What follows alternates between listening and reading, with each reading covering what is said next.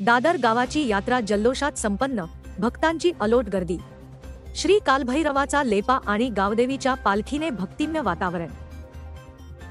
दरवर्षीप्रमाणे यंदाही पेण तालुक्यातील तीर्थक्षेत्र समजल्या जाणाऱ्या दादर गावाची यात्रा भक्तिभाव आणि उत्साहात साजरी करण्यात आली।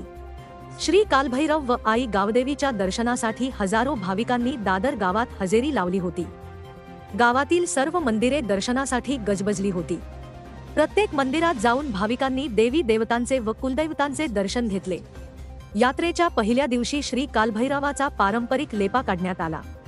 भाजपचे रायगड जिल्हा उपाध्यक्ष वैकुंठ पाटील हे देखील स्वतः डोक्यावर लेपा घेत भक्तांमध्ये सहभागी झाले।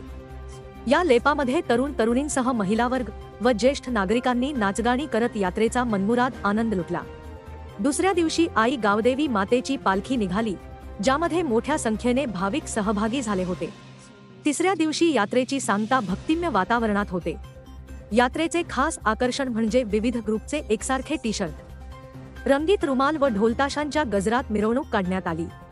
या यात्रेसाठी केवळ पेण तालुक्यातूनच नव्हे तर मुंबई, कांदिवली सारख्या ठिकाणांहूनही भाविकांनी उपस्थिती लावली होती। तर यात्रेमध्ये लहान मुलांसाठी रेल्वे, पाळणे, होड्या, खेळण्यांचे स्टॉल, मिठाईची दुकाने अशा आकर्षक गोष्टींची रेलचेल होती। संपूर्ण दादर गाव यात्रेनिमित्ताने उत्सवाच्या रंगात रंगले होते। दादर गावाची यात्रा हे केवळ धार्मिक नव्हे तर सामाजिक ऐक्याचे प्रतीक मानले जाते। 3 दिवस गावात भक्तिभाव, आनंद व उत्साहाचे वातावरण अनुभवायला मिळाले।